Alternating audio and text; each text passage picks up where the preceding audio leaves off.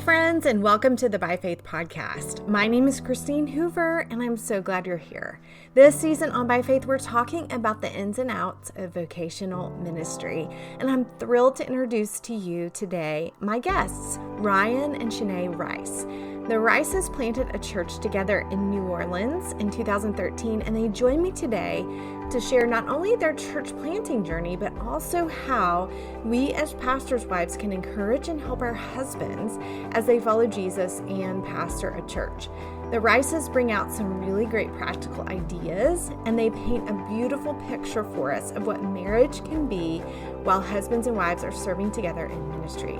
I think you're going to be really blessed by them. So here, friends, is my conversation with Ryan and Seane Rice. I'm super excited to welcome Ryan and Seane Rice to the podcast. Welcome, you guys. Thank you. Glad to be here. Well, I'm excited to hear your story today, and I'd love for y'all to just start by introducing yourselves. Whoever wants to do the introductions, tell us about your family, where you are, what you're doing, that kind of stuff. Yeah, so Ryan and Seane Rice, we've been married now for 16 years. We have 4 kids, ages 12, 10, 7, and 5. I always get tripped up on that. He looked at his wife to make sure. Right, exactly. Yeah, I had to make sure. So I'm a native of New Orleans. My wife grew up outside of New Orleans in a small community called Slidell. And we moved back home to New Orleans where we met in college to church plant. And so I guess you would say church planners, parents, love our children, love being in New Orleans, and yeah, and we wear a lot of hats. So I also serve as the Sin City missionary for the North American Mission Board here in New Orleans. And my wife wears a bunch of hats as well. Sometimes too many to name, but yeah. What are the hats, Seane? Yeah, well, aside from a pastor's wife, church planner's wife, but we also homeschool all of our children. We've been doing that for about 10 years now. Our oldest is 12. And then I'm over the kids director. And so I'm also helping tutor at a homeschool hybrid classical school that we have here at the church. So, and just leading women. So anything else you want to add to that plate? That's a lot. Exactly. That's a lot. Where did y'all go to college? So we went to Dillard University in New Orleans, and which is just a small private college here in the city. And I'm a year older. So we met on a campus tour because I gave him a campus tour. She taught me how to do my job. So my first official day on campus, I met her. And so she was the first person I met. And yeah, it was pretty cool. So she showed me how to do my job. I was trying to get with her. She wasn't trying to get with me, but the Lord saw otherwise. So there you go. That's awesome. Okay, but you said you moved back to New Orleans to plant. Mm-hmm. So where did you move from? Yeah, so we didn't go far. So before we got married, she was, of course, a year ahead of me in college. So she moved to Baton Rouge, just about an hour and a half away. Mm-hmm. So she moved to Baton Rouge. I knew I wanted to marry her. And we had gotten engaged my senior year in college. So I just followed after her to Baton Rouge. And we lived there for about 10 and a half years. Mm-hmm. And then, of course, moved to New Orleans. Okay. Okay. So were you serving in some sort of ministry there? Yeah. So when I first moved to Baton Rouge, I used my degree and went into training and development. So I did corporate communications. So my undergrad was in mass comm and everything. So I did that for a little while. And then the Lord called me to full-time vocational ministry. And so I went from being a children's pastor to a church planner. Oh, wow. Yeah. That's a big change moving to the lead pastor role. It is. And church planting lead pastor. Right. And you started from zero. And so when we first knew God had called us back, that's something we wrestled with a lot. Well, something I wrestled with too was, okay, I'm a children's pastor and now I'm going to be leading in that capacity. But I think because we were part of, a pretty big church there, it kind of prepared us for a lot of the stuff that was going to come our way. And some of the things we implemented with our volunteers were a corporate training model. So we spent a lot of time with our volunteers and our parents. So I think that helped us in the kids ministry, but it actually prepared us for church planning, because you got to reach the adults before you reach the kids. Yeah. Well, take us back to that call. How did you know God was calling you to church plant? And then kind of tell us the story of how you ended up in New Orleans and got started.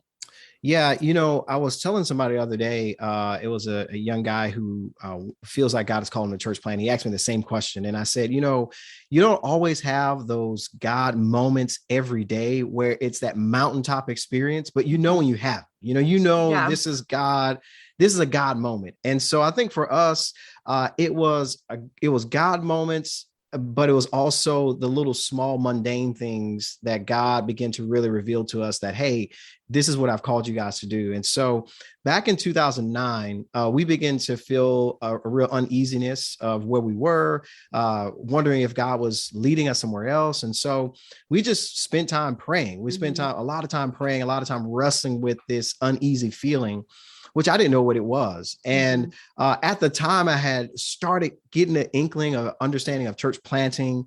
I heard a pastor say one time that, hey, every church that started was a church plant. And so that simple thought, that simple nugget, it was like the Holy Spirit began to just churn in my heart a lot. And then I started really getting a burden for New Orleans and going back. We thought about maybe we should go and do some missions things down there or just really reach people. But God began to really stir in my heart. It was something more than that. And so we went just on an extended time of just praying, seeking the Lord together, but also separately. And one day I was just in prayer, and the only way I can explain it, a burden for the city that wasn't there before literally like dropped in my heart, and I couldn't escape it. And I remember getting up off my knees and telling my wife, I said, I'm really burdened for New Orleans, and I really believe God is calling us back there. And at first I was scared to say it to her because she was in the room getting dressed for work. I was just praying. And then I said, man, if I tell this girl we're going to be moving back to New Orleans, she's going to think I'm crazy, But I remember like, I was so excited about like, okay, I know what God wants us to do. I remember knocking on the door, and she opened up the bathroom. I said, I believe I know what God wants us to do. He wants us to church plant in New Orleans. And when it came out of her mouth, I believe God is saying the same thing to me as well. That's when I was like, okay, God, you're doing something, because, she was excited about it as well. Yeah. Cause we were wrestling. It had gotten so heavy. We're like, Lord, we know that you're doing a change. We just don't know what it is. So we both spent like 2 or 3 weeks just really praying and seeking the Lord for clarity, just for that. And I remember just the Lord showing me our time in the city, what we experienced, but it was just people that we were connected with. And I'm like, oh my gosh, I love New Orleans. I would totally move back. But I was like, okay, Lord, does that mean, but at the time Ryan had applied for a pastoral position in Michigan too. And so we went up there, we got the job, but then we were waiting for them to confirm. And so the pastor, which we loved, called us back, and he told you. Yeah. So he was essentially like, hey man, I was in prayer like the other day, and the Lord really impressed my heart to give you a call. And I know you had mentioned as you were interviewing with us that, maybe one day you may feel led to church plant and stuff like that. I was coming on as a kind of staff position, but then he said, I really felt led to ask you, when are you going to plant that church? And I was like, well, guess no Michigan for us, And so it was just small things like that. And then, different things with, the pastoral team at our church has really started affirming like, yeah, God really has his hand on you guys to go back to New Orleans. And so really from 2009 to about 2014, really, we just stayed where we were serving, growing, learning a lot more. And then, by the time we got to about 2013, we were like, okay, it's time. Yeah. But we had left our very best behind. Like we knew what the Lord was calling us to do in the future for New Orleans. We were just waiting for the go now. We knew he was sending us, but we didn't leave any table unturned. We did our very best, and we loved people really well before we left. Yeah, because the big question that was asked to me when I felt like we were, because a lot of guys wrestle with this too. It's like, okay, I feel called to plant, which is great, but is it the time? Like, should you be leaving now? And one of the elders at our church asked the question. He said, "Do you believe your work here is completely finished?" Mm-hmm. And I couldn't say yes at the time. And so that's why we ended up staying. And, God began to really sharpen us and use those times as really formative moments for us that prepared us for church planting. Mm-hmm. Shanae, I want to ask you, because I know a lot of wives, they struggle with, you had the moment in prayer where you knew that God was saying, okay, I think church planting. And then you had the years where you still have your deeper roots and your kids. And so did you have moments of fear or thinking, I don't know if I can do this? Maybe I see Ryan, I can see that for him, but what about me? I absolutely did. Because, no one really prepares you to go plant something else. I mean, there may be times that people do that, but that's a church planting church. They're intentional, but most churches are not intentional about sending staff out, And so I did wrestle with that. I tried to meet with my pastors, one of the pastor's wives, actually several of them, and those doors were never really opened. And so I struggled, but I remember I took everything to prayer. And I remember the Lord telling me when I felt rejection that what you're looking for, I can give you. Because I know that he wanted to do something fresh, something new. And for us, we left an entire denomination. So it was going to be different, know? But when I heard the Lord speak to me during that time of prayer, my most vulnerable time, I didn't get up with resentment. I got up with faith, trusting that the Lord knew what was best. Right. And then as we got closer to the move, I was pregnant and I got anxious, I was like, oh, and I remember taking it to the Lord again. And I remember telling Ryan that I felt that the Lord told me to take this time and rest for the work that was to come. So that's when I stopped serving and doing a lot. And I started resting and focusing on me and my husband and what would it look like to be just, specifically just to be a mom, because as a church planner, you're not going to come into the city with a lot of friends and a lot of people around you. So I needed to focus on finding that new stability, not having my sitters or, my interns pop up and say, hey, can you watch the kids? Now, we really took the time to figure out who we were as a couple, because you have those moments, you have the pendulum swing in your marriages to where you got to get back to, okay, what's our basis now? Like, who are we now? Where are we going? How are we preparing for that? So I spent about the year. Yes, I guess it was the year before I left.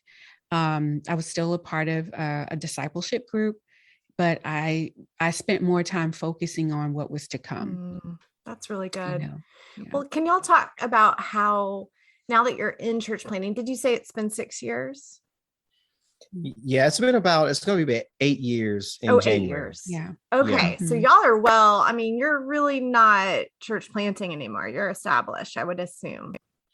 Yeah. And funny, in New Orleans, the metrics are interesting. So it's like, I would say we're now, yes, at a place where we're trying to send as well and really trying to raise up, new church planners as well. I love that.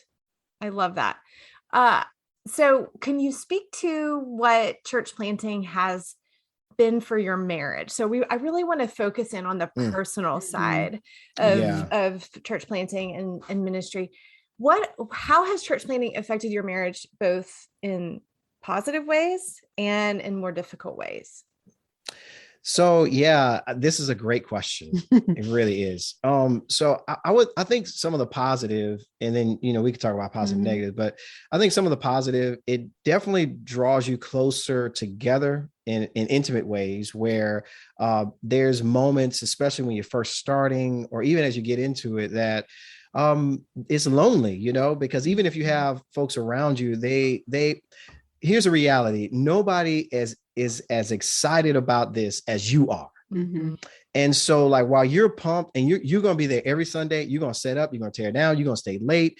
Your car, your car can break down, but you'll be like Fred Flintstone. You're going like, we're getting to the church plant today, right?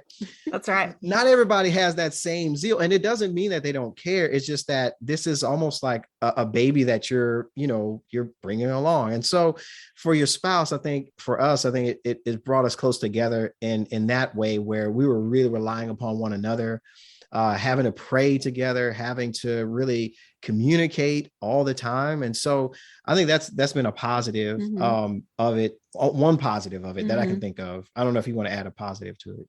No, I was going to say communication. Like, our communication was really had really increased, because you were both laser focused on the same goal and the same task to reach that goal. Yeah. So whether it's with how you were handling your children, your how you were living, the finances to support that, you both were walking on that path, like arm in arm, laser focused. So that really helped us in that aspect, because we had never really worked together. You're like on the job working together. Yeah. You're doing everything together. Yeah. So it was good for us, but and it helped us to also prioritize those things together. What was the priority for the day? But with communication and prioritizing,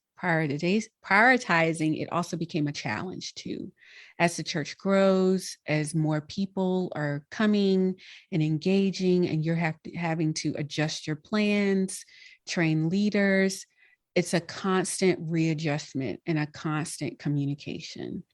Yeah. And it may not always go well. And if so, you're going to be the first ones to be disappointed with each other,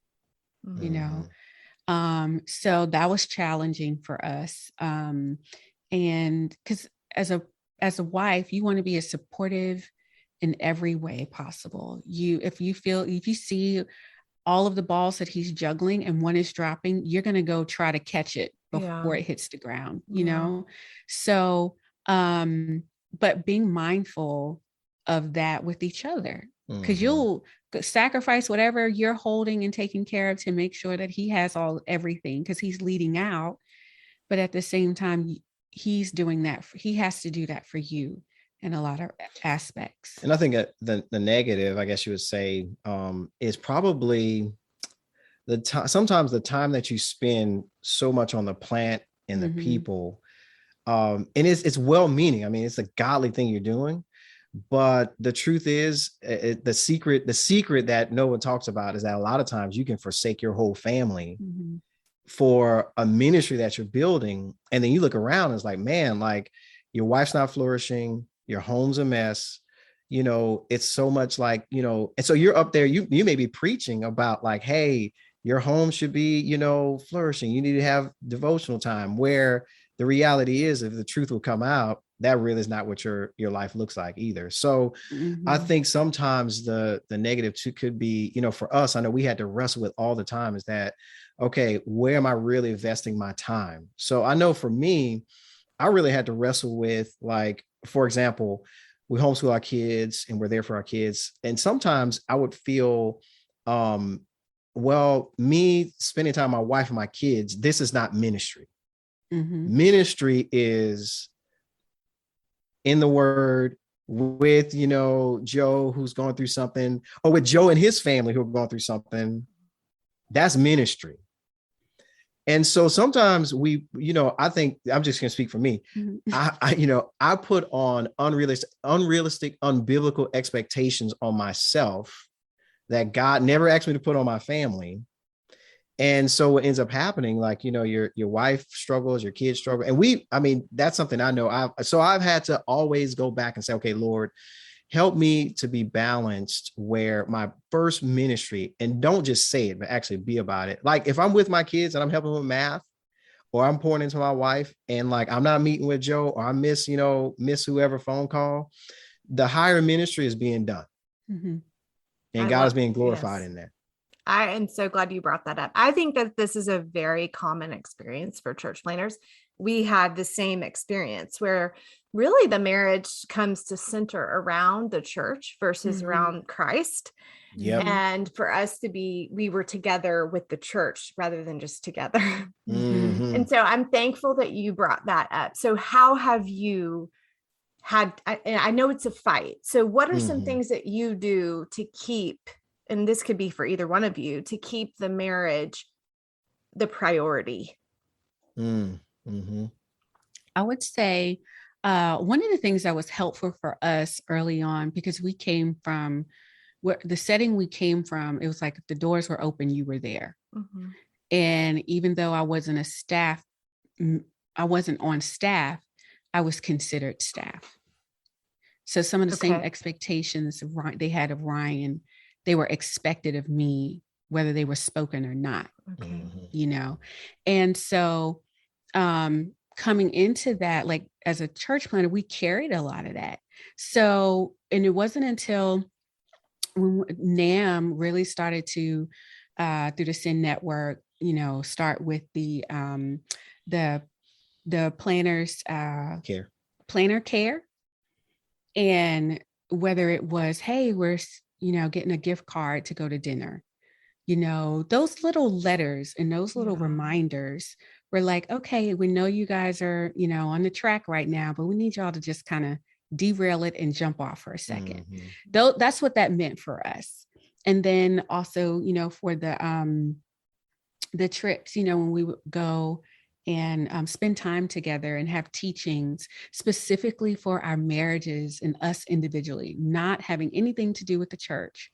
That was a blessing to us. But then that opened the door for us to have real biblical friendships within the body of Christ, other pastors' wives, planners' wives, and planters. We realized we were on this journey together. So it helped foster a community of brotherhood and sisterhood. Because, as a planner, you're coming to an area and not every established church is going to welcome you with open arms. That's right. And so that was kind of tough, but to know that you have a community of fellow brothers and sisters of the faith in the same journey with you, it made the burden lighter. Yeah. I think so, like with that, like always that constant reminder from the folks that are around you. But then we had to start taking ownership to be like, okay, we need a calendar, like we need to live and die by a calendar. So essentially like, all right, like scheduling a date night, scheduling like time we're going to get away, like actually calendaring it and actually doing it was a big thing. And so making sure like we were scheduling like date nights, scheduling like time away, where we're like, okay, we're actually on these days, like we're gone. And, there's nothing that's going to stop us, unless Jesus comes back, so I think those things have been super helpful, calendaring, stuff like that.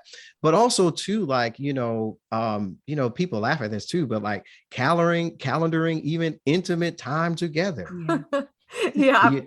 You know what I'm saying? I mean, I know. like, because it's like, there's a frustration that could come. It's like, oh man, like we're not together outside or inside the bedroom, that kind of thing. But hey, you calendar it, it makes it a lot better and it takes away a lot of attention too. So calendaring has been a blessing for us and we can look at it. I mean, I didn't embarrass you. But okay. Yeah.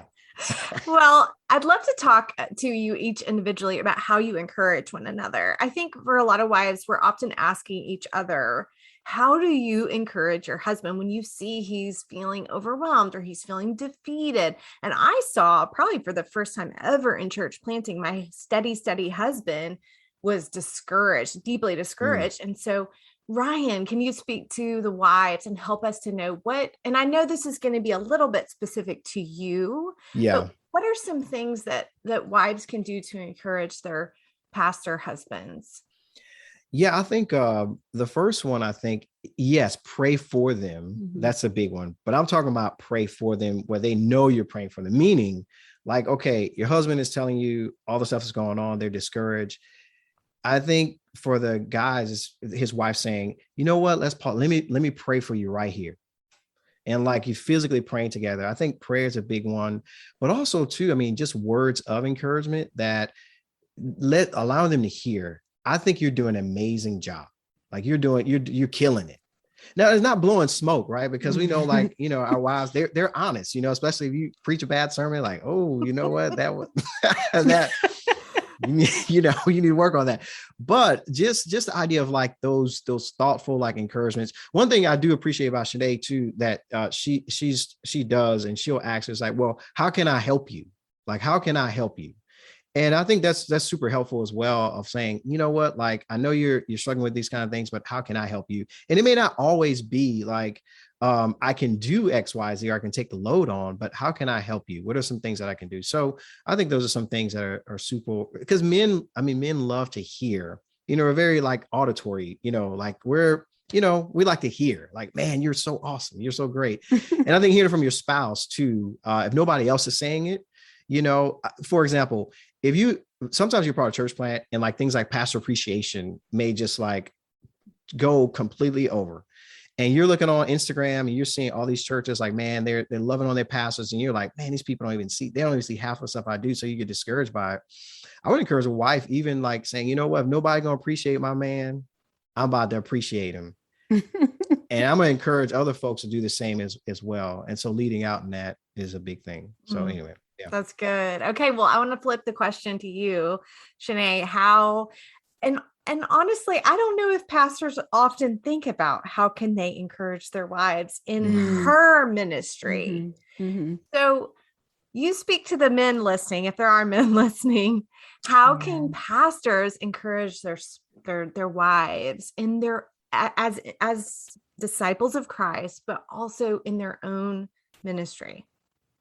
Yeah, I would say I love how you said as disciples of Christ, because I think they have to remember that their wives are their first members. Their wives are their first disciple, and their wives see everything, not that you have to do anything to please them, but at the same time, just as you would a new disciple or a new member at your church plant, you're going to make sure that they feel welcome, they feel cared for, that whatever you can help them with, you will.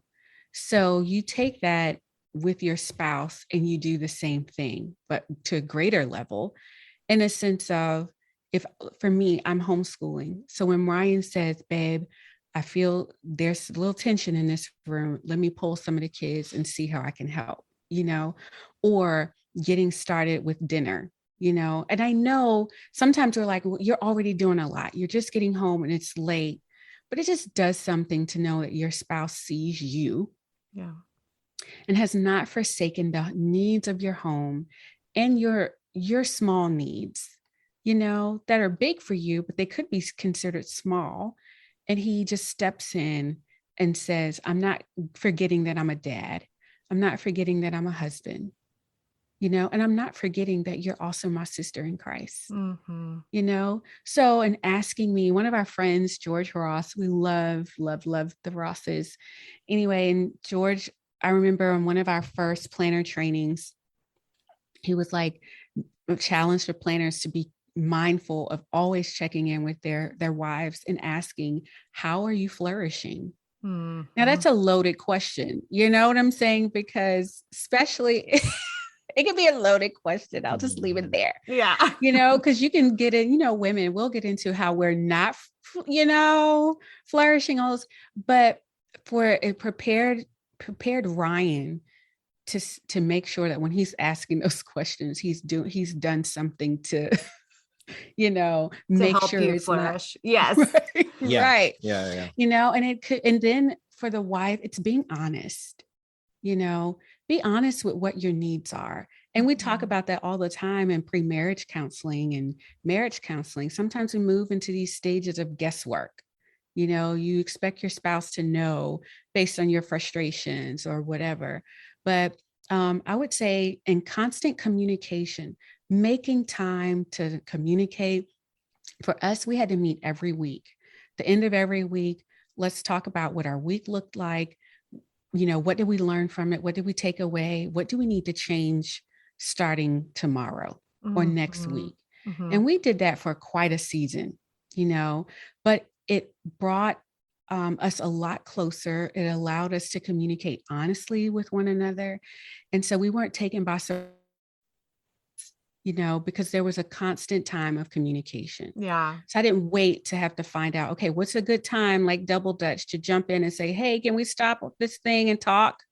We really said every week we're going to have to do this. We're going to make time. And our kids knew that. That's really good. Our kids knew when we put the gauntlet down and said, it is bedtime. Okay, mom and dad there's some things we need to talk about. And you guys need to be asleep. You guys need to go to your room and prepare for bed, but that was one of the best things for me, because I didn't have to guess when I was going to get my time with him. That's really good. Really good. I'm glad that you brought that. Y'all, I love that y'all are talking so much about scheduling and communication and constantly reevaluating. And I also like that you brought up that as a wife, we have to say what we actually need. I think that in church planting, at least I can speak for myself, I kind of took on this mindset that I can't really have needs. There's just so much.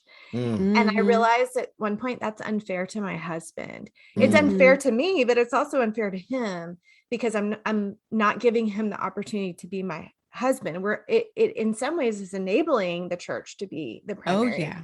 That's right. And we were there. We were there too, early on, and then having young kids and then trying to get in the homeschool community. I was like, I'm going to take on all this load to lighten his, so he can do seminary and he can focus on church planning and connecting. And I'll wait. And then I started realizing there was a lot of resentment coming up. My anger was not just with him. It was my frustration coming out with my time with my kids, because those were the conversations I was having. They were limited to kindergarten level conversations, Yeah. That same thing happened for us. So I'm glad I don't want that for you, but I hope that people listening will take that, who are new church planters, and say, okay, we're going to, from the very beginning, set a foundation of communication and mutual care. But we do have primarily pastors' wives listening. So I want to go back to Ryan and just ask you, can you help us to think through what are some practical ways that we as wives, or you can use your marriage for example, of how Seane helps you in different areas? How does she help you as a Christian? How does she help you as a husband and a dad? And how does she help you as a pastor? So that's a lot to throw at you, but let's just start with, how does she help you as a Christian? Yeah, we were going through some stuff not too long ago. In fact, we're going through now. We've been out of our house for about 60 plus days, because our house was pretty much like destroyed on the inside from Hurricane Ida. And so I'm so sorry to hear that. Oh my God. Yeah, and it's just one of the things comes with living down south in New Orleans. In New Orleans, yeah. But during this time, I think just as a Christian, it's tough. You leave home, you come back, and then all of a sudden you literally have to practice what you've been preaching. God is sovereign, God is in control, like, hey, we can trust the Lord. And I think having, my wife walk alongside me through prayer, but also encouraging, especially walking through the word. So I think just even thinking of that example as just a Christian man, having another believer, of course, as my spouse, that I can talk through theology with, I can talk through things that I'm wrestling with, deep things that I'm wrestling with. I think sometimes guys, here's the thing. I think guys sometimes use it as a crutch to say, oh, we don't have a lot to say. That's not true. We do have a lot to say. And the best person you can probably pour out to and say a lot to could be your spouse instead of everybody else. And so some of those things that maybe you wrestle with, even in your own faith, talking through it with your spouse, to have somebody they're listening, they're seeking to understand, but also helping you to grow as well, whether it be through the word, whether through prayer, whether it be through like, hey, spurring you along where you may have fears, of different things. Having a person that says, you know what, hey, I want to express this fear to you that I have of this meeting I'm going to. And I know you're not going to be right there with me, but I know I got to do this myself. But hey, you know what? I'm worried about it. I have anxiety about it. Hey, could you pray with me about it? Or, hey, you know, do you have any wisdom or counsel? What do you think about this? And I think sometimes you got to open up to your spouse and let them know that, hey, welcome them into your world and allow them to help you as well. Mm-hmm. Mm-hmm. Yeah, I think that was good. Like, Ryan never left me on the fringe. And that was a good thing, you know. But for me, though, we have a similar work ethic. So I'm like, okay, if he's plowing forward, I'm right behind him, you know? Mm-hmm. So, but in our prayer for each other and for the Lord, like he'll say, babe, I think this is a bit much for you. I'm not telling you, you know, that you can't do that, but I'm saying we might want to reconsider, you know? And I think some of the conversations that we would hear around planners is, well, the guys are getting this, the men are getting this, and we have to hear about it from them if we hear about it. But I would say I'm grateful that Ryan never left me on the fringe, because you think about it, when they're faced with large or big decisions, right? Whether it's establishing elders or deacons, because that's going to come up. You know,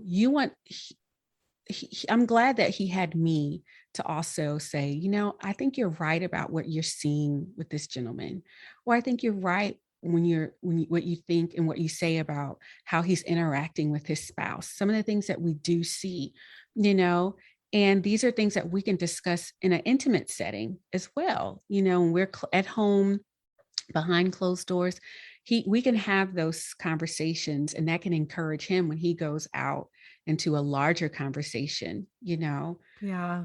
Yeah. Well, you bring up a good point, a good question, because a lot of pastors and wives kind of struggle to know what's appropriate for us to talk about and share. You know, some wives may not want to know as much. Some wives may want to know. Where have you guys landed on this issue, and how did y'all think through that? Yeah, I think it's a great question. I think, and like you said, I think every couple is going to wrestle through it, you know, because I know everybody's uniquely different in it. I know for us, we've tried to have open communication about everything that we know that's appropriate to talk about, you know, that is appropriate. I think there are things that we may not share with one another. Like, for example, if there's a person that we were meeting with and it was strictly kind of confidential kind of thing, it may be like, you know what, hey, could you just pray for so-and-so, they walking through something, you know, and I maybe be able to share it later if that person is okay with it. But I think a lot of times it comes down to when you get to those tough church situations, how do you have the conversation? And I'll give you a good example. You know, I always ask my wife, I say, you know, I want to share this with you, but I don't want to taint your view of this person. Yeah. So like, I want you to make up in your own mind how you feel about them, not necessarily how they're treating me, which is hard. You know, it's hard to do. Mm-hmm. So we've tried to find a balance in that. One, I've had to trust her spiritual maturity as a Christian, as a woman who's following after the Lord, that she's mature enough to be able to parse out some of these things. And so when we have some of these conversations about, hey, this is going on, or hey, this is happening, you know, now for us, all I can do is speak for us. For us, there's probably been only a few times where I've like, okay, I just cannot share this at all. But there's a lot of times where we do have like an open communication of like, hey, this is going on. Now, I may not go into all the details. A lot of times it may be very high level. I was like, hey, you know, this is going on, you know, blah, blah, blah. I may not go into all the details, but I think that's helped us because, you know, it's caused her not to be blindsided. But at the same time, you know, I've tried to not give her news about people that would cause her view of them to be negative if it doesn't have to be. So in that example you were giving, where you say, I want you to make your own opinion, this person, you're saying you do not tell her. I would say this, I tell her, yes. Okay.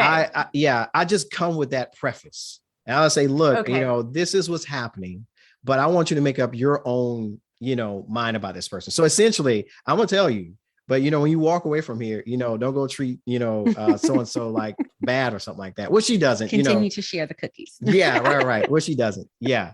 But I think it's just trusting her maturity, but also to, that's the kind of relationship we do have, as well, and walk through it. And for me, with him leading out that way, I can also choose if I'm ready to hear it.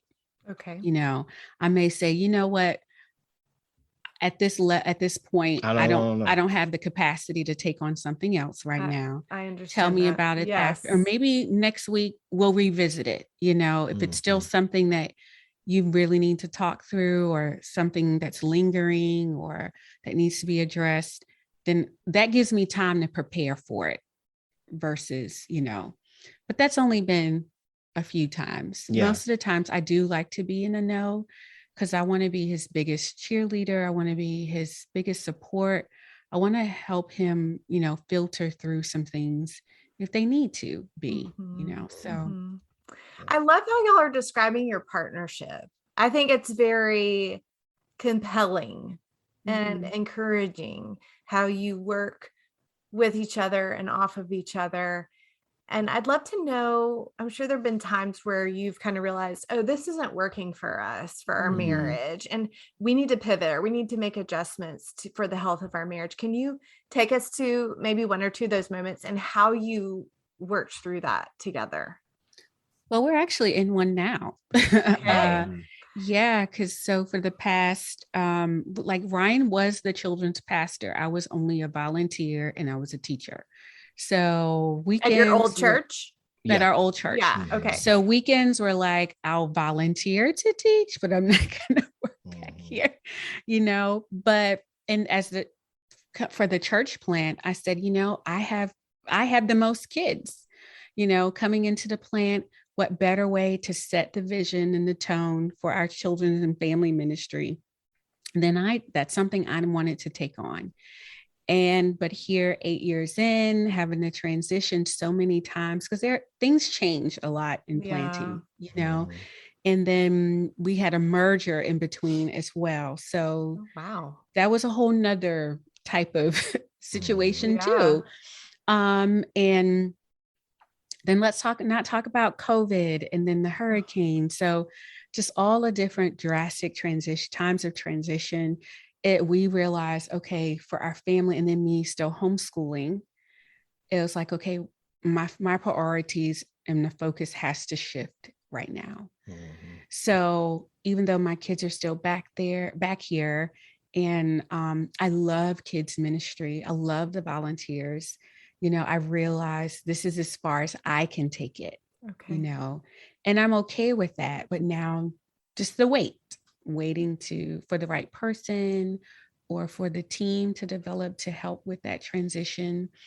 But we're there. And I've wrestled with it because it was something that I started 8 years ago, I know. Yes. And it's hard to release it even when you want to. Yes. Yeah. I'm sorry, go ahead. No, go ahead. I was just going to ask, okay, so how is Ryan helping you in that? He's the pastor, but he's also your husband. And this involves both. So how is he helping you in that? Well, he's helping because he was the children's pastor. So he's like, okay, these are some things that we can do with the curriculum. That's not going to be a lot. Just giving me ideas and not saying I don't have time for that, He's making the time to help me, whether we're looking at, okay, how can we train some of the lead volunteers on the check-in system? What would be a quick way, like talking through like the calendar? Because again, he's still my pastor, so I'm still communicating with him, but he's doing a little extra with me as his wife, and kind of helping me like think through the different steps that we can take to kind of expedite it, but being a support and reminding me this is a good thing, that God is glorified, praying with me when I feel like, okay, I can't stop, maybe I need to push it back, helping me pray through my fears and my hesitation and my anxiety. Yeah. And a big thing a big conversation we had not too long ago, literally like probably, I don't know, a couple of weeks ago is that we had to come to the place where I said, look, Shanae made the statement. I wish all I could do is focus in on my home, my kids, and just discipling these ladies that I want to disciple. Yeah. And I said, you can't. Like, you have the freedom to do that. And I know, people come and they go, but guess what?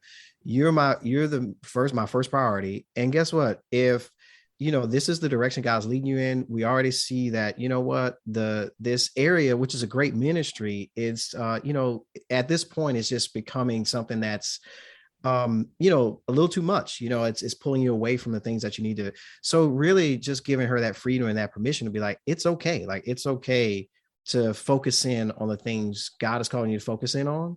And this may not be it anymore. And that's perfectly fine. And guess what? Christ will be glorified if you're not in the kids ministry anymore, and it will still flourish. Yeah. Because the biggest thing, like, and for me, it's like, if my wife is flourishing at home and with these things and not being, dragged down, not necessarily saying it's the kids ministry a bad thing, but being dragged down by that. I want to help her in that. One piece of advice I try to give to church planners too is, just because your wife is the lady, and just because she doesn't, that doesn't mean she have to lead kids ministry. Doesn't mean she have to lead on worship. You need to ask your wife. Thank you for saying that. Right. Oh my God. You need to ask your wife, baby, like, or even as a good leader, see where she's gifted at and let her flourish there. So like my wife, like I would say, is probably like the best discipler we have. And so, it's like, man, we need her to use her skill set in a way that's going to help the church flourish and find somebody else, So anyway, if I can go back, a mistake I made, I think early on, but just out of necessity, was, hey, look, great, you're going to take it on. But I think if we could go back in time, we'd have been looking for somebody early on to say, hey, let's transition you out already. So, yeah. Well, I like that you're saying I'm willing to take on more work in order to help my wife thrive. And that's going to make her feel loved. And I know you feel loved by that and helped. So I just am so thankful for y'all, the way your partnership works in this. It's beautiful to get to hear. And I'd love to know, just as a couple, what you like to do for fun and how do you make time for fun? I think sometimes we forget as pastors and wives that we should have fun sometimes. Like, it's not all work. So tell me about that. Yeah. Well, I'll start. One of the things I know we tell planners all the time, when you move to New Orleans, you better find a gym membership first. Yeah. Because you will eat. Like, all the good food. Eating is a pastime here. It really is. Yeah. And you if you want to, you don't ever have to go to the same place twice, Wow. But that's one of the things that we started. Like, the beauty for me in homeschooling is that those homeschooling babysitters are the bomb.com. You can pull them at 10 o'clock in the morning and they're like, okay, Miss Shanae, I'll be there, because they're homeschooling too. They can always get back to work, Yeah. So we would do breakfast dates, lunch dates. And now we have a 12-year-old. So he can do breakfast and lunch. He doesn't like to do dinner dates. So we still like really get to learn about our city. We'll go to, museums, and we'll bring the kids along. We go bike ride. We find different things to do, but our biggest thing is the beach. So we will. Yeah. Now, before COVID was happening, one of the things that we were trying to do together and get into was, I was trying to learn how to dance. Oh, what kind of dancing? So like, so I bought like this, this sounds so lame me saying it, but I bought this video like tutorial thing of like this guy, like, like for real, like not ballroom, but like, it's like, partner couple dancing, like do the spin and all that. Oh my gosh, I love this. This is still not me. It's still not me. I'm like, Mr. like serious, like, I don't want to like look like crazy in front of anybody. So before COVID, we're in our bedroom and I'm like, okay, she's just laughing, just having her grand time at my expense, I guess laughing with me, not at me. Yes. Wait, was she dancing with you? Yes. Okay, good. Okay. Yeah. But I got, I'm the brother with two left feet, so so before COVID, we were trying to get into that. And now that everything's kind of, I guess, I don't know if you call normal, but right. So we're trying to find hobbies. And then, working out together too has been something that's been, walking together, but also like working out together. That's been a fun thing too. But yeah, just trying to find times to laugh, enjoy the journey, because you're always, I think the thing what a lot of times happen in church planter couples, you're always trying to get to this destination. It's the proverbial destination. Yes. And there's not really one. It's not really one. It's really not. Like for example, when you first start off, a lot of people are like, okay, when we get to this part or this number, or we get to this, but you know what happens? When you get to it, the destination like changes all the time. So there is no destination. Just be faithful and trust God right where you're at. That is a word for everyone listening who is church planting and just in general. Yeah. But yes, that's exactly right. So just to close, I want to hear some about New Orleans and what y'all are doing there. So you're Seane Network Missionary, which I know what that means, but maybe explain to people who are listening what that is and what kind of work y'all are doing in New Orleans. Yeah. So as the Sin City missionary, my main role is to, of course, help current church planters in their planting here. And so we ensure they're having coaching and training and they're developing in that way.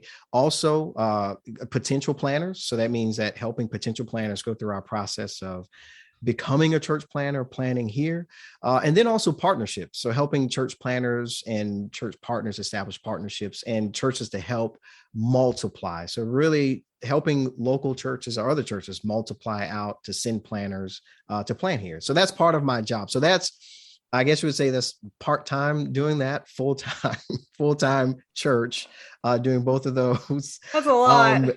It's a lot. Yeah.